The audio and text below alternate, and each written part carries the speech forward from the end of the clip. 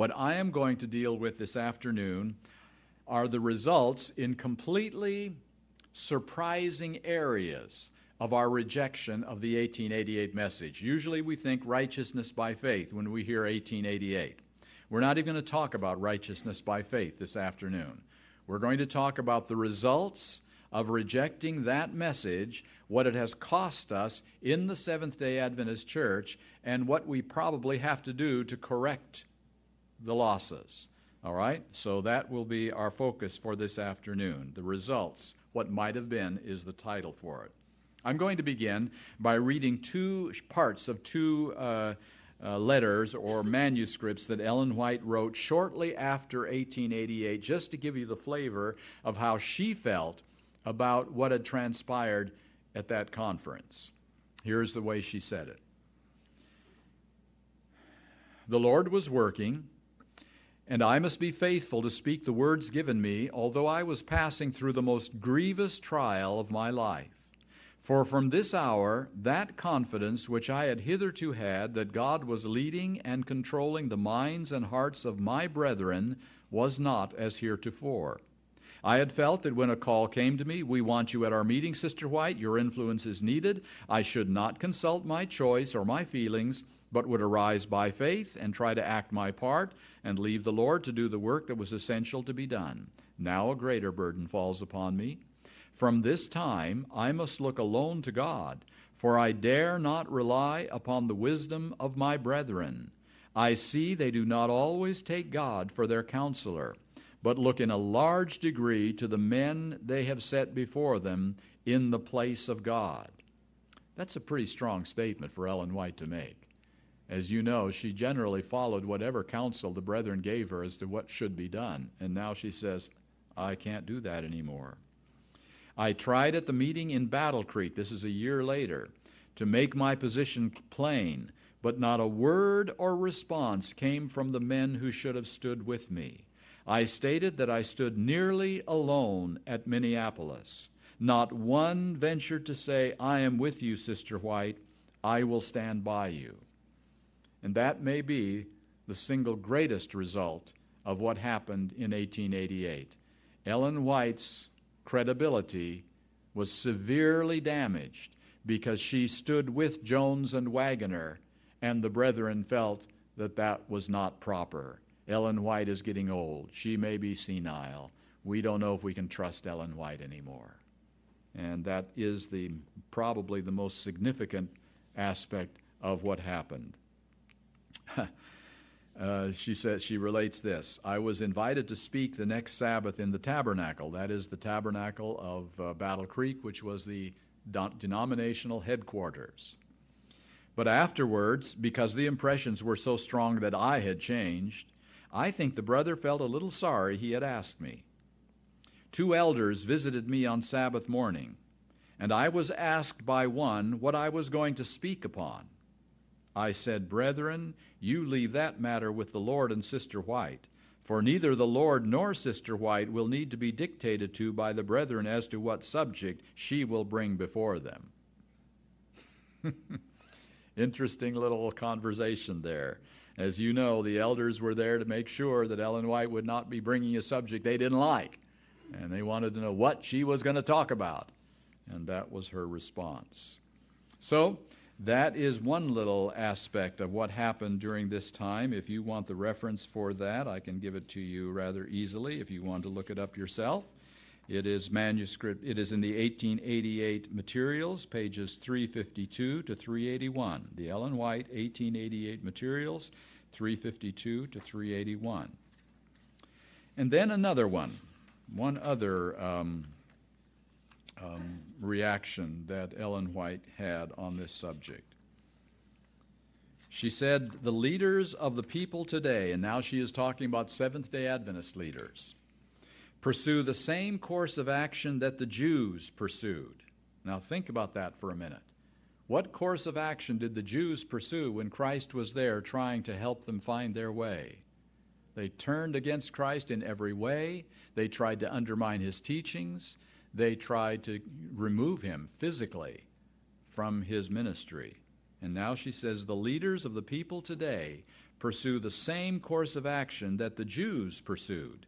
They criticize and ply question after question and refuse to admit evidence, treating the light sent them in the very same way that the Jews treated the light Christ brought them. That's a strong parallel that she's making, an almost devastating parallel, that we're treating truth in the same way that the Jews treated Christ. The message and the messengers have not been received but despised. In rejecting the message given at Minneapolis, men committed sin. They have committed far greater sin by retaining for years the same hatred against God's messengers, by rejecting the truth that the Holy Spirit has been urging home. By making light of the message given, they are making light of the Word of God. These rejectors of light cease to recognize light. In this time, light from the throne of God has been long resisted as an objectionable thing. It has been regarded as darkness and spoken of as fanaticism, as something dangerous to be shunned. And then this remarkable sentence: thus men have become guideposts pointing in the wrong direction. They have followed the example set by the Jewish people. Guideposts pointing in the wrong direction. I'm afraid that's what we have today in the Seventh-day Adventist Church, is guideposts pointing in the wrong direction. You will hear it from all kinds of sources, from all kinds of individuals, those you have trusted, those you have respected. And again, not all, praise the Lord. There are still valiant warriors for truth in the Seventh-day Adventist Church, but they fight an uphill battle these days. It is not an easy thing to preach truth in the Seventh-day Adventist Church. And so what Ellen White is talking about here is something on her heart that is deeply devastating to her as to what is happening in Adventism. All right, I wanted to share those with you because I wanted you to feel the way Ellen White is responding to what had happened in her time. Now, I came across a very interesting advertisement way back in 1985, and I've kept it in my files all these years. This was the World General Conference session in Louisiana in the New Orleans Superdome. And before the General Conference session, there is always a ministers' council in which the ministers are called together a week before the General Conference to come together in a conference. And here was the advertisement for that particular year. In 1888, the direction of the Adventist Church took an upward turn at the Minneapolis ministerial precession. The slide toward legalism came face to face with the uplifted Christ, and the church has not been the same since.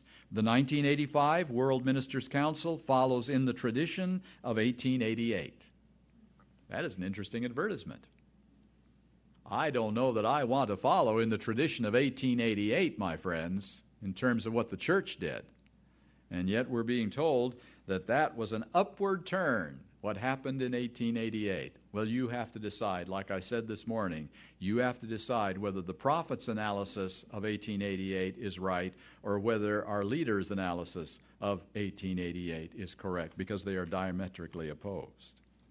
In fact, one of the leaders of the Adventist Church, who was the president of the Adventist Church for the longest period in Adventist history, A.G. Daniels, during the 1900 transition period, here is what he wrote when he wrote a book in 1926 called Christ Our Righteousness, about 1888.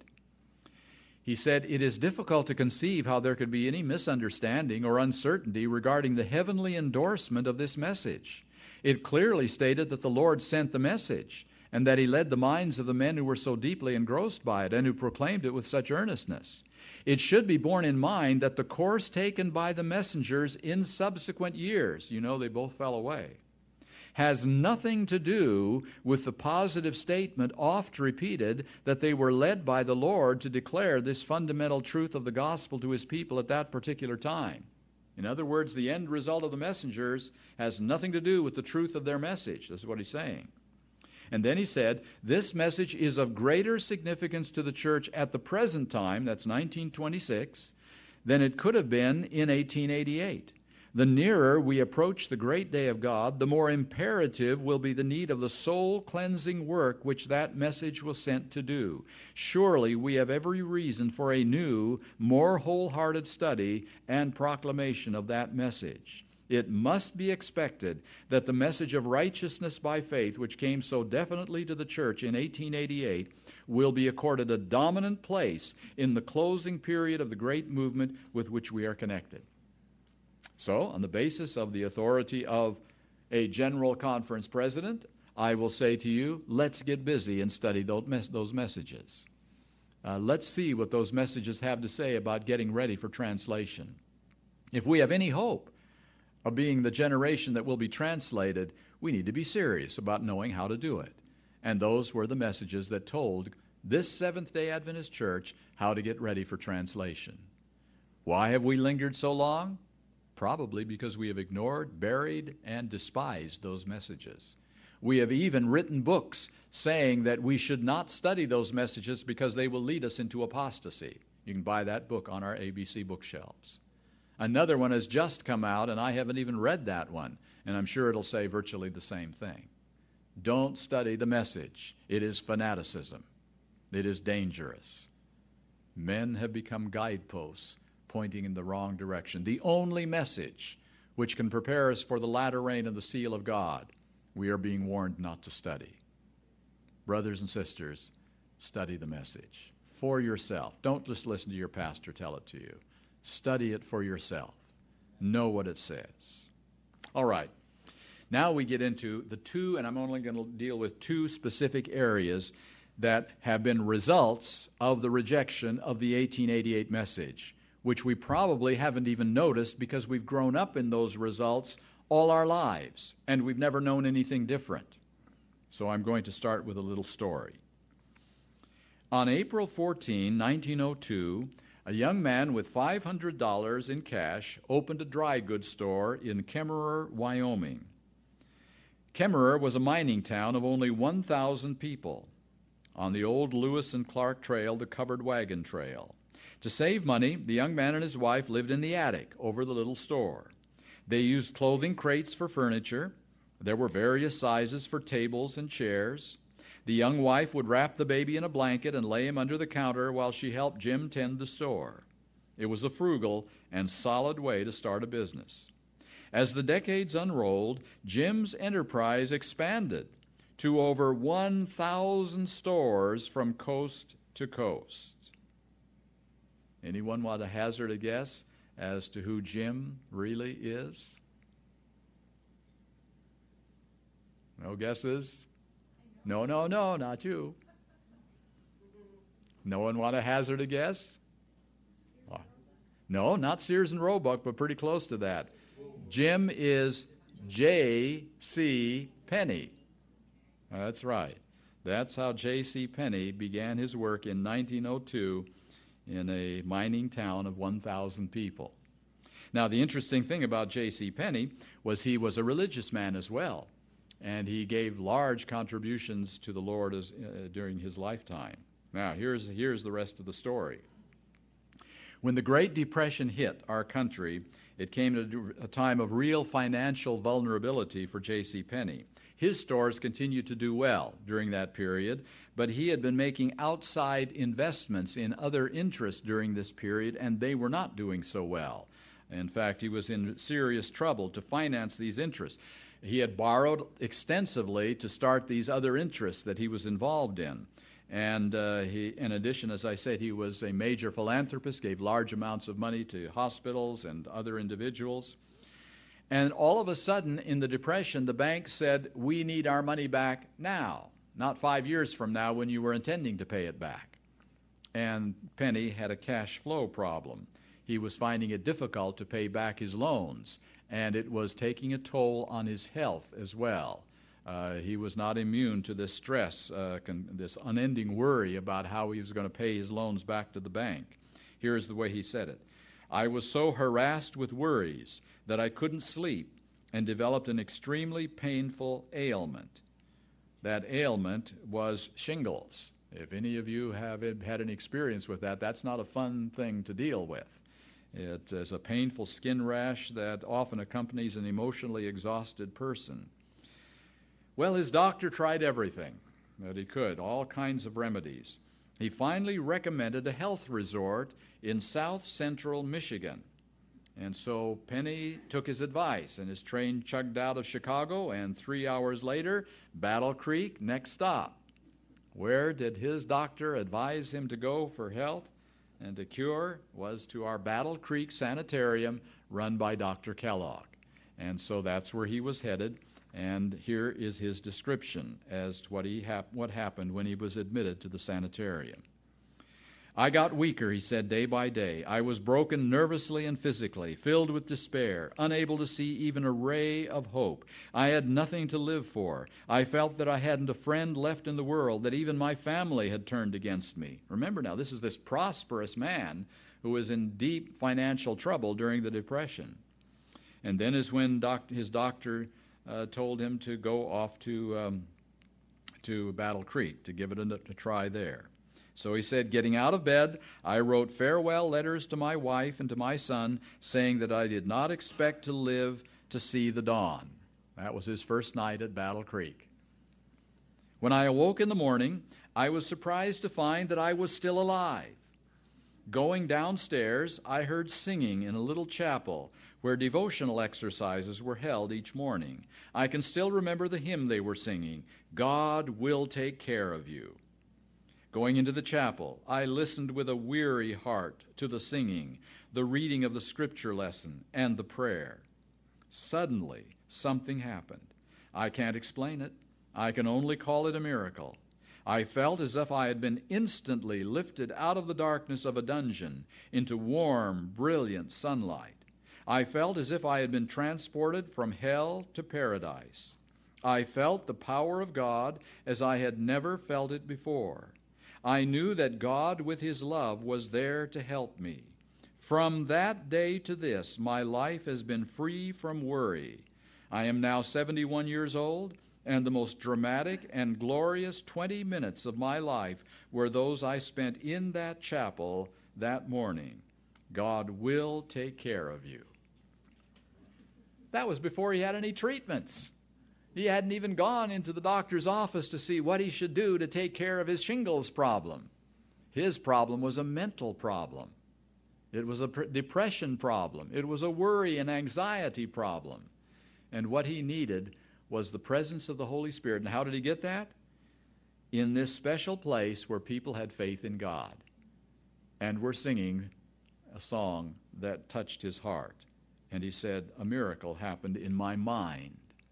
And that's what he needed. And I'm sure that the physical problems, were taken care of shortly after that as well.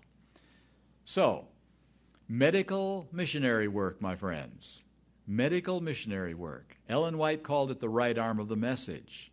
She encouraged people to understand and practice the principles of this work.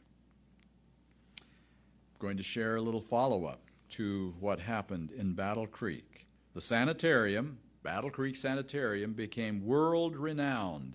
In other words, it was not just known here in the United States, but there were a number of individuals from Europe that came also to this well-respected sanitarium in Battle Creek for what was happening and what could be done regarding health.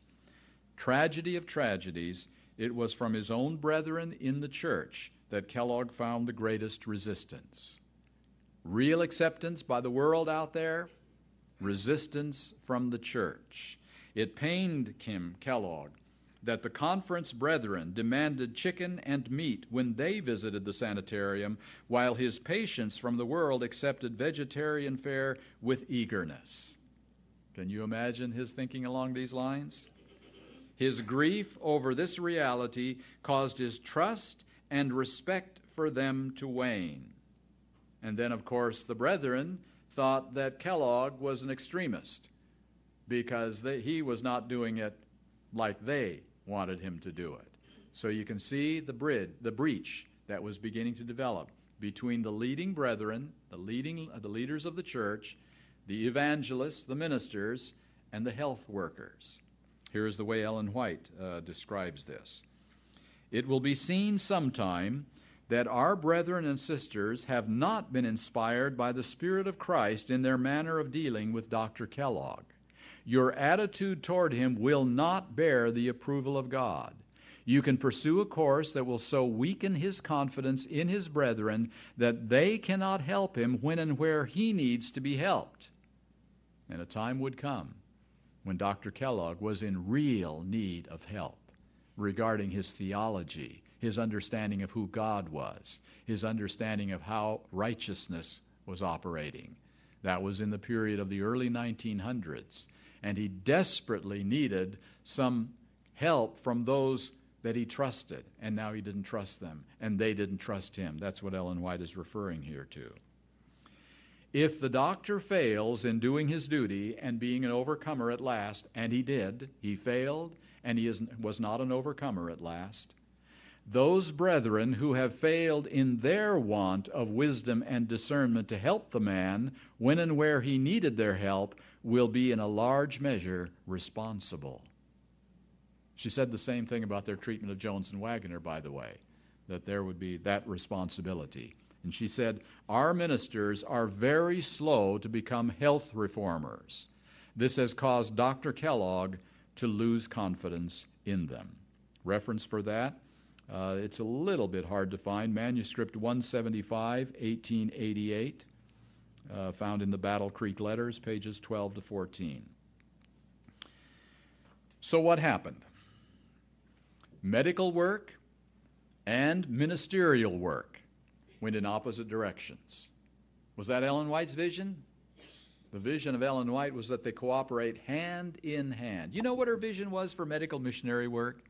That in every reasonable-sized town, and this is a reasonable-sized town, there should be a clinic with a doctor and a minister working together on the same salary for the salvation of souls. That was her vision for medical missionary work. Throughout America, in every reasonable-sized town, a doctor and a minister working together in medical missionary work. Not even close to that. We haven't even touched that with our fingertips. Instead, we've had large healing centers called hospitals. Sanitarium is out of date. Now we put people in 3 days and they're gone. They barely know what Seventh-day Adventism is. And then we have some clinics, some programs that we put on here and there that touch a few, but not medical missionary work. We have never seen medical missionary work in the Seventh-day Adventist Church outside of a few self-supporting institutions. That's the reality. It was never the medical work was never made a department of the church. We have departments like education department, we have temperance department, we have youth departments, but medical work was never made a department of the church, thus not under church supervision, thus it grew apart from the church.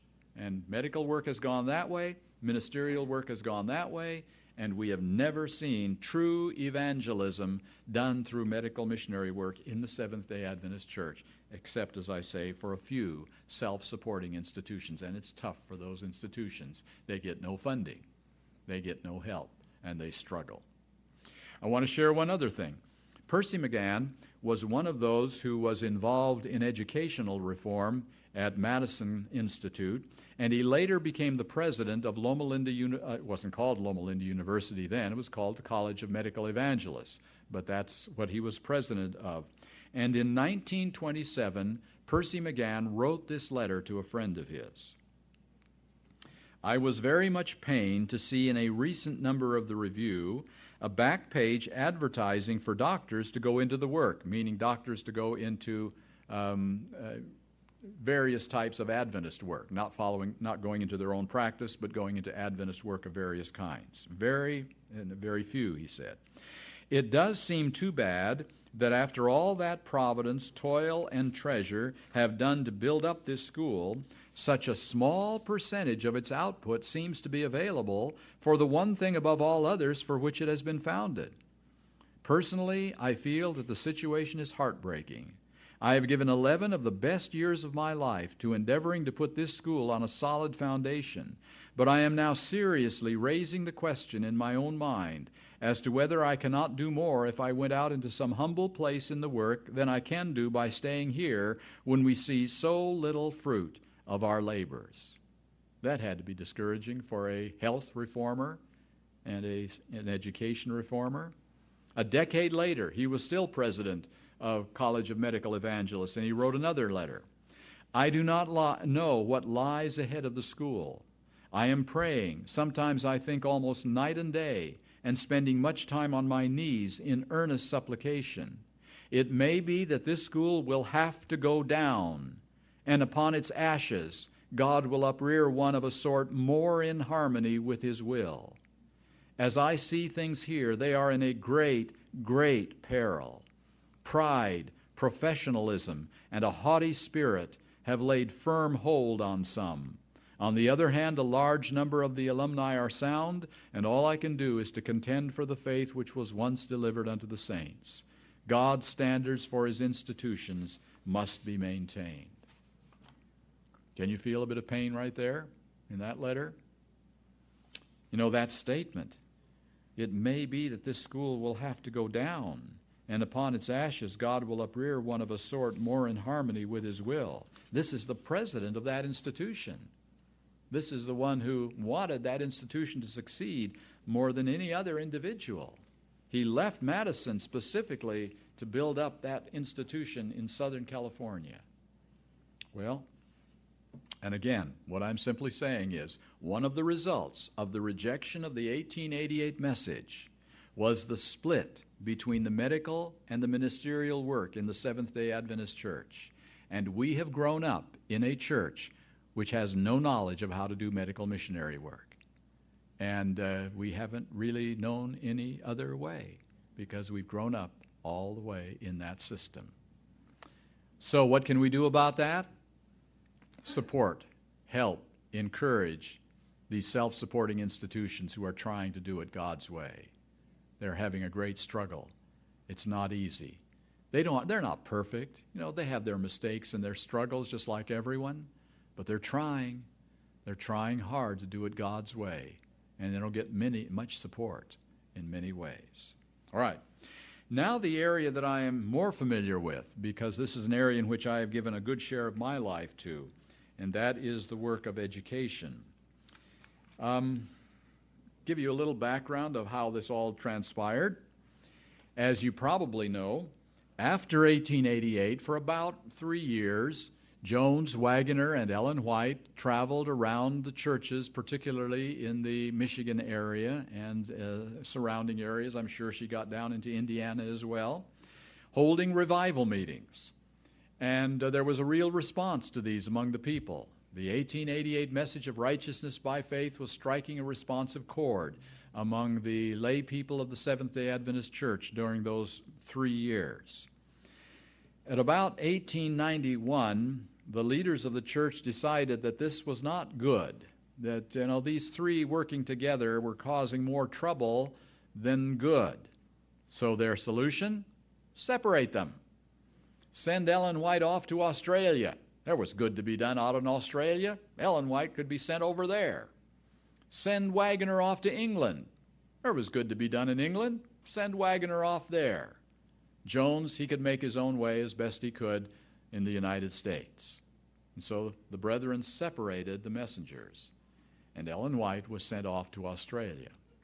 Ellen White later said that she had received no direct instruction from the Lord to go to Australia, but the brethren had decided that that's where they wanted to send her, and she acquiesced to their suggestion, and she went off to Australia. But she had one ulterior motive in going over there. Australia is a long way from Battle Creek, and Battle Creek would have a hard time keeping their fingers in the pie over in Australia. There were there was no fax communication. Telegraph, was infancy, and, things you couldn't communicate nearly as well. So Ellen White could pretty well do her own thing over in Australia without the brethren supervising her work. So she decided, if there is one thing I can do in Australia, besides the writing of her books, she made that a major effort. Desire of Ages came out of that Australia experience. Praise the Lord for that. But outside of that, she decided that she would be able to start a school the way the Lord wanted education to be done. She had tried it in Battle Creek. It hadn't worked. There was no way that education was working properly in Battle Creek, in the middle of the city. And so she said, we'll do it right. We will start a school in Australia that will be the model for all Adventist education. And you know the name of that school. It is Avondale College. And that was done by the initiative of Ellen White's leadings and the brethren around her that began that particular endeavor. It was a very interesting endeavor. They plowed up the sports fields and planted gardens in place of the tennis courts. They did all kinds of interesting things over there. And so this was a very unique experiment in education. It developed over the course of the years, and one person in particular was kind of watching this development. He was the president of Walla Walla College. His name was E.A. Sutherland. And he was thinking to himself, maybe she's got something over there that we need over here. And he began to initiate some of the reforms at Walla Walla that Ellen White had been starting in Australia. The brethren in Battle Creek were also kind of struggling. The school was not going well. It wasn't the way it should be, and they knew it. It had even closed down completely for 1 year. And so they saw what Sutherland was doing over in Walla Walla in Washington, and they said, we need you to do that over here at the headquarters. We need you to bring those reforms into Battle Creek. And Sutherland agreed that this again could be the place in which education could be disseminated throughout the Adventist world from the headquarters. But he said, you're going to have to do one thing if there's any chance of making it work in Battle Creek, and that is move out of Battle Creek. It can't work in the middle of the city. It is totally hopeless. We've got to have land. We've got to have agriculture. We've got to have room for expansion. We've got to have a place where teachers and students can work together to produce various things in industry. We've got to have a place where students can learn a trade. And so the brethren agreed that they would move from Battle Creek. Where did they move to? I'll challenge your Adventist history. Where did the brethren from Battle Creek move to start the new school in Michigan? Berrien Springs, Michigan, which is now Andrews University. Then it was called Emmanuel Missionary College. All right. They moved down. They had a big train, hauled everything down to Berrien Springs, a little outpost in the middle of nowhere. If you've been there, there's nothing around there except trees and rivers and stuff like that. And so they moved it out there to that outpost, built the first buildings, and began the educational work. And so Sutherland initiated the various reforms. And I'll just give you a few of the reforms so you'll get a picture of it. Like I mentioned, the work-study program in which teachers worked with the students. Degrees were abandoned. You didn't get a degree when you graduated. You got a certificate for whatever program you had decided to get into. Your schedule of classes was not determined by a set program in which everybody took English 101. Your classes were determined by what you wanted to achieve when you left the institution. If you wanted to go into educational work, if you wanted to go into medical work, depending on what your background had been, a tailor-made schedule of classes was made for you that would meet your needs, not duplicating what you had done before and moving you ahead as fast as you could in your chosen program.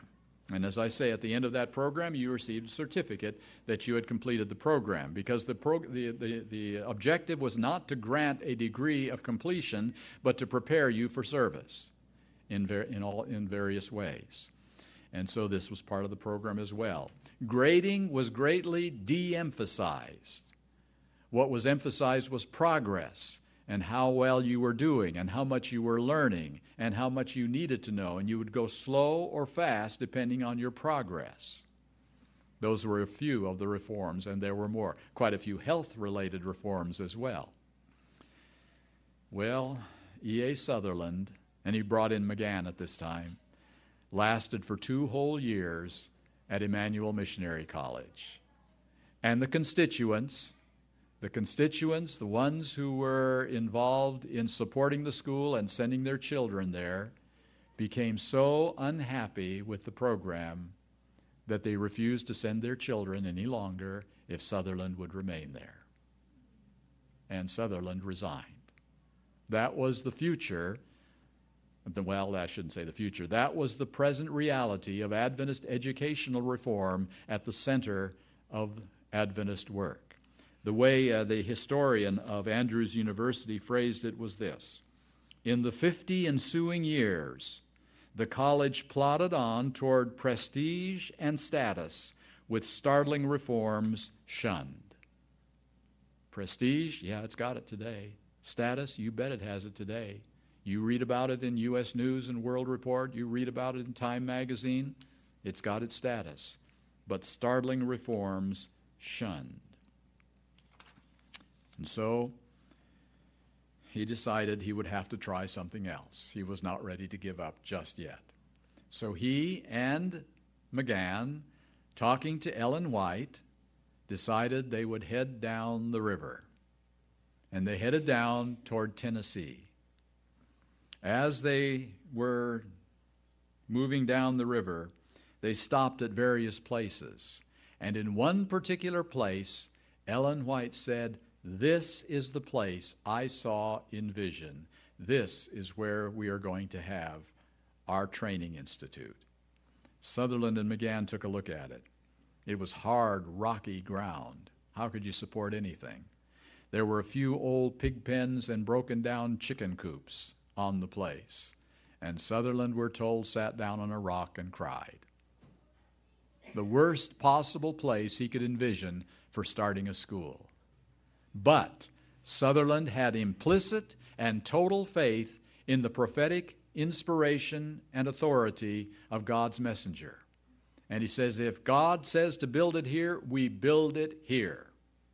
No questions asked. Got over his little crying spell. And set up Madison Institute, just north of Nashville. Madison Institute started out very slow, as you can imagine, but it moved ahead by leaps and bounds as it became established. And Madison Institute, during its heyday, and we're talking about during the 20s, 30s period, became almost as famous as Battle Creek Sanitarium under Kellogg. In fact, people from overseas would come across and study what was going on at Madison. Because you see, overseas, there's not a lot of money to fund various things in education. And they want their students to be able to learn a trade. And that's what we were doing down at Madison. Very little money and practical education. And they were asking us how to do the work overseas in various countries that was like what they were watching.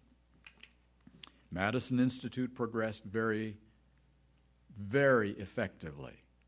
Now, I want to share a few things that Ellen White said about Madison during this period, because remember now, Madison was not an Adventist educational institution. It was a self-supporting institution. It was not like Walla Walla and PUC and Emmanuel Missionary College and Southern College. Those are all denominationally funded and supported colleges. Madison was entirely self-supporting. It received no financial help from the church, nor emotional help or psychological help. It was set out there as, okay, if you want to do it, we'll let you do it, but we're not going to do anything to help you. That's the way it was looked at. Here's a few phrasings of Ellen White regarding this. To the leading brethren in 1907, you have a work to do to encourage the schoolwork in Madison, Tennessee. The workers who have been striving to carry out the mind and will of God in Madison have not received the encouragement they should have. She said the work at Madison would be a spectacle to the world, to angels, and to men, and it would be an object lesson to the southern field. Well, perhaps there's more, but that's enough here. Here's a few more of a different category. In the matter of the Madison School, there has been a standing off from them because they were not under the ownership and control of some conference. It is not the Lord's plan that means should be withheld from Madison because they are not bound to the conference. Means monies, offerings. And it is not even restricted to just general offerings. Sometimes means actually refers to tithe. It is not the Lord's plan that means should be withheld from Madison because they are not bound to the conference. The attitude which some of our brethren have assumed toward this enterprise shows that it is not wise for every working agency to be under the dictation of conference officers. There are some enterprises under certain conditions that will produce better results if standing alone.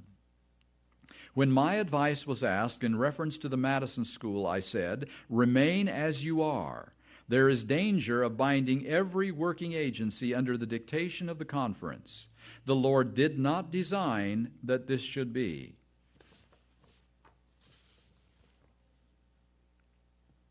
When many of the leading brethren in our conferences ignored them because they did not place the school under conference dictation, I was shown that they would not be helped by making themselves amenable to the conference. They had better remain as led by God, amenable to Him to work out His plans. And she had a lot more to say on this subject. I am bidden to bear my testimony against unnecessary restrictions being laid on those who desire to act a part in the work of the Lord. My brethren, stand out of the way of your fellow beings. Those were a few of the counsels. A couple more. The work that the laborers have accomplished at Madison has done more to give a correct knowledge of what an all-round education means than any other school that has been established by Seventh-day Adventists in America. She wrote that when our colleges were all in existence, virtually. All of them. If many more in other schools were receiving a similar training, we as a people would become a spectacle to the world, to angels, and to men. The message would quickly be carried to every country, and souls now in darkness would be brought to the light. Those were a few, just a few, of the Ellen White comments regarding Madison Institute. And Ellen White was a member of the board at Madison, the only board of school that she ever was a member of during her entire life. All right, what was the issue? Ellen White had endeavored to start a school at Avondale that was to be the model for all Adventist education. That vision had been transferred over to Sutherland, who had been called to the headquarters to begin that work of educational reform in the Seventh-day Adventist Church. He had been able to do it for 2 years in one of our regular colleges, and that was it. And so he began, under Ellen White's guidance, a new institute in Madison, very similar to Avondale because it was outside of the control of the leaders of the church. And so they began that institute down there. What was its purpose? Exactly the same as Avondale, to be the model school of how education should be done throughout the Seventh-day Adventist system. What happened to the school? Well, as I say, for a number of years it was very healthy. It progressed well, but not within the Seventh-day Adventist system. Not one thing that Madison did was incorporated into our regular colleges. Our colleges went an entirely different way, accreditation and all the rest. And so Madison continued. But by the time of the 1940s and the 1950s, things were not going so well for Madison because now the leaders had passed on. They were no longer there. Others had come to take their place. And, when you don't get a degree, you can't go on to professional school, you can't go to law, and you can't go to medicine. So now our students were going to our regular colleges and kind of bypassing this Madison school down in Tennessee. And so it was really struggling for students during those years. And finally, the vision completely died, and Madison Institute died. It was gone and never has been revived within the Seventh-day Adventist Church. The great model for Adventist education, for all education, completely died. And we went a different way in the Adventist church. Every single one of us has grown up if you've gone to our Adventist schools, has grown up in an Adventist system of education which is totally outside of the vision that Ellen White had for education. A completely different kind of education. Yet we still claim that this education is under the special blessing of God, and it is the way we should educate our children. I want to hasten to us to say that this is primarily the issue of college education and secondarily of academy education. At our elementary levels, we are still, in some places, doing it the way God intended it to do. And most of those are in rural areas with 1 or 2 teacher schools. The more teachers we get and the larger the school children get, the more close we are to the public school system. And it is completely different from the rural schools with 1 or 2 teachers. And as you move ahead into the academy level, it's virtually the same on many levels as the public school system and at the college level. I'll just give you a couple of examples of things that I have come across. Here is one interesting thing. This is Fundamentals on Christian Education by Ellen White, page 229. I have not been able to find one instance where Christ educated his disciples to engage in amusements of football or pugilistic games, to obtain physical exercise, or in theatrical performances. Yet Christ was our pattern in all things. Does that sound like what we're doing today in our regular schools? Well, we have got major athletic activities, not just in the local school like it was when I was growing up. We had our best football and baseball and basketball within the local school. Now we've got our varsity teams that go out and play with this school and that school and the other school, and we have athletic scholarships. And we call our physical education teachers coaches.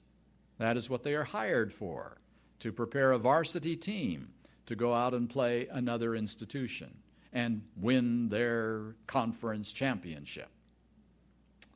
I have not found one instance where he educated his disciples to engage in those amusements or in theatrical performances. In almost every school, there's a drama department now. In almost every school, there's a drama department. That is just one little thing that I came across. Here is a letter that someone wrote to the Adventist Review, a mother. She said, "Drop by the public school playground at recess time and listen to the children play. Then do the same at the Adventist school. I know you will be rudely awakened to the obvious truth that what our church schools claim to be and what they really are 2 different things. It is time we stopped kidding ourselves that we are so much better than other churches and other schools. Yes, we have the truth. We're just not living it. Christian education begins at home." And here, my friends, is the single biggest problem of Adventist education. It's not really the teachers. We still have some pretty good teachers. It's not really the curriculum. We have a fairly decent curriculum in our schools. It is what the kids are talking about at recess time on our elementary and academy levels. It is what the conversation is about. My son knows that well. He went to our schools for 3 years, and the conversation was the latest movie and the latest rock stars and what was going on. And if you didn't know who they were, you were not in. And that's what this mother is talking about. The public school playground and the Adventist playground are virtually indistinguishable in what they are talking about and what they are dealing with. The biggest problem of Adventist education today is peer pressure. Peer pressure. And that is devastating our young people right now. All right, here is another one from Ellen White, Testimonies to Ministers 265 and 266. Through association with the world, our institutions will become unsubstantial, unreliable, because these worldly elements introduced and placed in positions of trust are looked up to as teachers to be respected in their educating, directing, and official position, and they are sure to be worked upon by the spirit and power of darkness, so that the demarcation becomes not distinguished between him that serveth God and him that serveth him not. That's the issue. The demarcation becomes not distinguished between him that serveth God and him that serveth him not. When I went to Andrews University, and I'll frankly say right here up front, I have gone to Adventist education all my educational experience, and I've been to Andrews University on 2 different occasions. One of the presidents of Andrews University when I was there was Dr. Richard Hymnal, and he wrote this little thing, which I thought was just amazing. He said, "There are critics of our school system who claim that the Adventist school system is far off course and that we are doing many things wrong. I do not believe them." And then he said this, "Some things may be a little different even than specific instructions given by Ellen White." All right? A little different. And then he said, why? Why is that?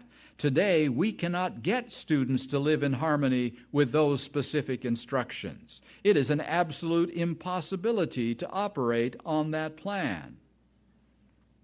In other words, if we lived up to these instructions, the students wouldn't come. I remember that so vividly at Pacific Union College when I was a teacher there. We were at a very, shall we say, watershed time period in that institution back in the late 1970s and early 1980s. And a number of us were saying, let's bring PUC back to its years of glory, because it was one of the outstanding educational institutions for many, many years, especially in religious instruction. And we were urging, some of us, that we move back to the standards, the high standards that we had held, and the very good instruction that we had had. The president of the college said, if we did that, we would lose the support of our constituents. They wouldn't send their kids here. They'd send them to La Sierra or to Walla Walla, and PUC would go down the drain. Can't do it. And that's what Dr. Hymnal was saying about Andrews. And then he said there are other particulars that have had to be adapted as the years have gone by. So what Ellen White said, we can't quite do it that way. But then this is the amazing part of his little statement. He said, I searched the guidelines of the founder of this institution very carefully. We must continue to study these guidelines and to follow their instruction. Well, he just said that we can't follow the specific instructions given by Ellen White. How do you square that? I don't know. Another just an interesting sidelight. Dwight Nelson is the pastor of the Pioneer Memorial Church at Andrews University. And when they were dedicating J.N. Andrews' statue, they were put up a statue of J.M. Andrews, and they were dedicating the statue. He had a prayer. Listen to the way this phrase in his prayer. Andrews is not our idol. Not like the posters of Michael Jordan and Michael Jackson and Madonna that grace the walls of dormitory rooms a stone's throw from this place.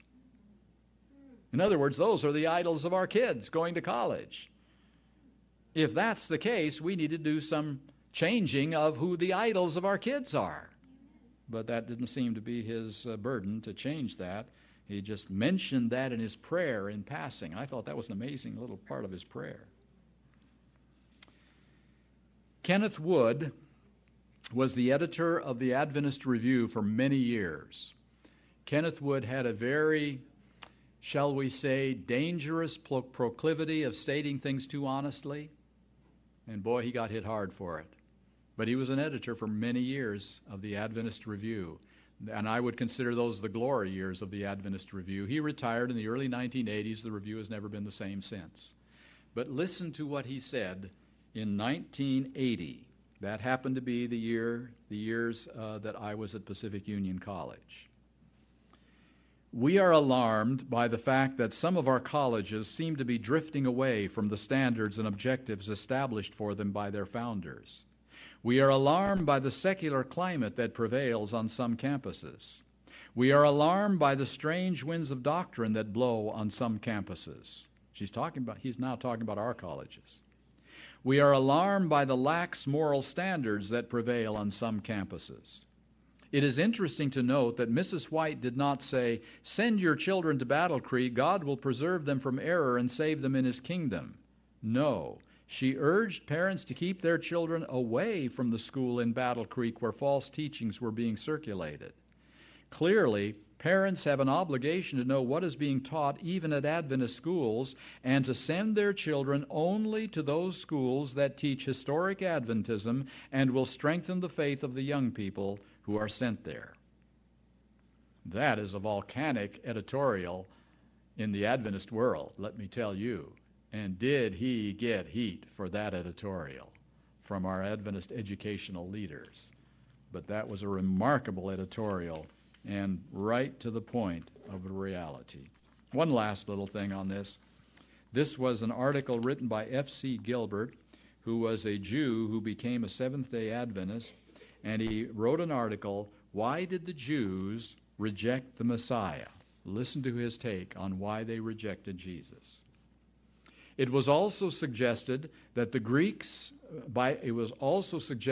the Greeks that the Jews send their talented young man to Alexandria for training and instruction in the philosophies, sciences, and learning of the Greeks. Alexandria was the educational center of the world outside of Italy. It was in Egypt, and this was where a lot of philosophical discussion and training was taking place. And so they said, just bring your best scholars down to Alexandria so they'll understand better how to reach the Greek mind. The young men would gain knowledge, influence, prestige, and the more they advanced in learning, the higher would be their attainments. While the religious schools in Judea continued to operate, a marked declension in spiritual influence and power was visible. Year by year, the Word of God was studied less, as the courses of studies based on culture and philosophy increased. The curriculum of the rabbinical schools was influenced toward intellectualism.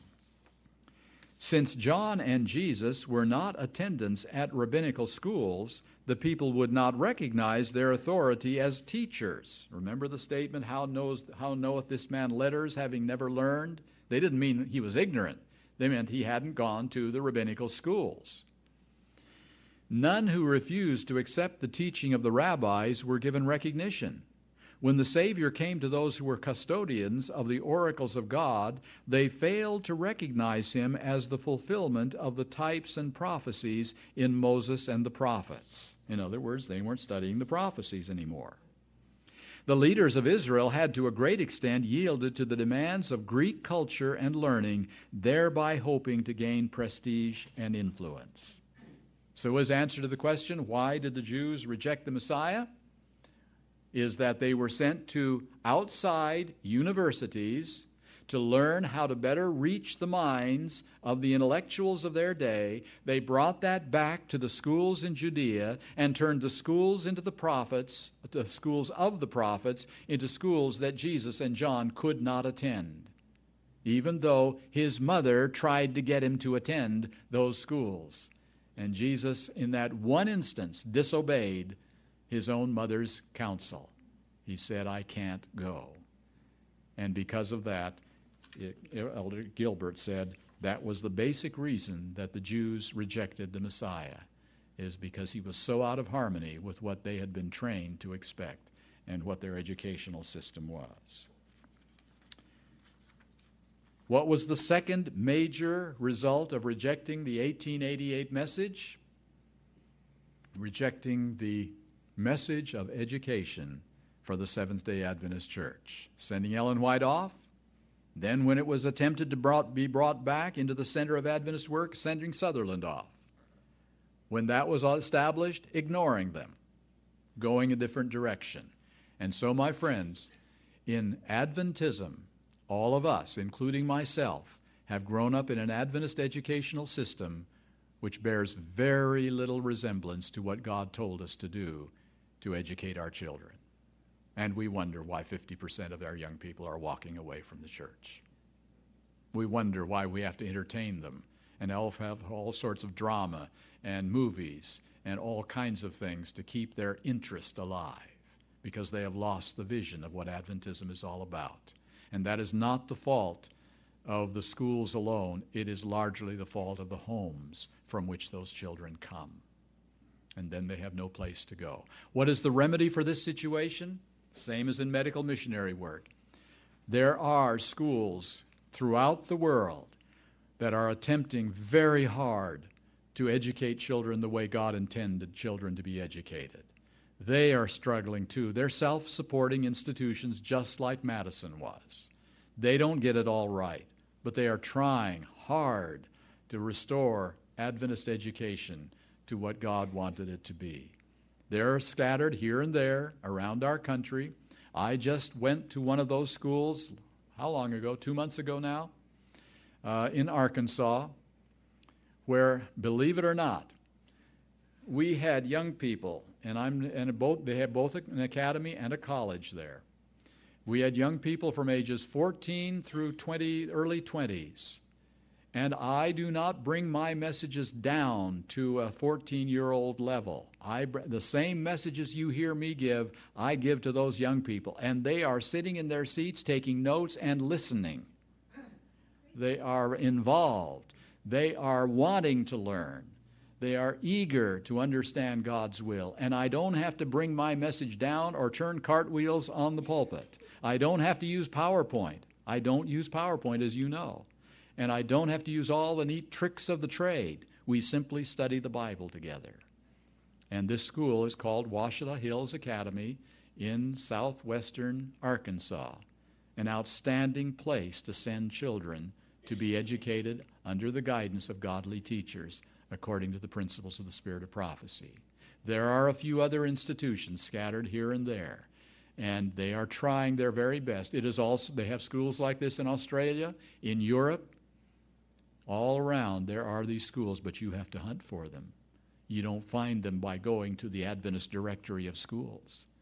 You have to have somebody who knows. So what I'm simply saying is encourage that. No matter how old or young you are, encourage that. If you're talking to young people, if you're talking to parents, encourage that. And you can be a very strong help to what God intends to happen in these last days. Well, I have just selected those two areas, medical missionary work and educational work, as primary examples of what the 1888 rejection has cost the Seventh-day Adventist Church. We think of it just in righteousness by faith, but that's just the spiritual area that we have lost sight of. It is also very practical areas of our institutions that have lost their vision as to what we are, who we are, and what our intent is to be, all as a result of walking away from what God said was the beginning of the loud cry of the Adventist Church to the world. Well, we haven't seen any loud cry. That loud cry has been muted. It has been a silent cry virtually for the last 100 years, and it will never again be a loud cry until we do it God's way. We've got to get serious about doing it God's way. In our homes, in our churches, in our influence, and in our institutions. So I'm going to say that we have a job ahead of us to do if we want to see Jesus come in our lifetime. And that job is summarized in just one phrase: let's do it God's way. Let's just do it God's way. Let the chips fall where they may. Let's just do it God's way. In this church, let's do it God's way. In your home, let's do it God's way. Let's not quibble. Let's help our children and the ones we are responsible for, even our grandchildren, to have a better vision of doing it God's way. It's not just going to church. It's not just going to Sabbath school. It's doing it God's way. And why that's important. They are not just doing it to go to heaven. They are doing it to vindicate God's name and be one of those that God can use to put the final piece of the puzzle into place. We do individually have a job to do, and it's not an easy job. It is a job which runs against the grain, goes against the current, but it is necessary. 1888 has to become a reality in the Seventh-day Adventist Church, not just a history book. It has to become a reality, a living reality in righteousness by faith, in diet, in education, in medical missionary work. It has to become a reality in all those areas.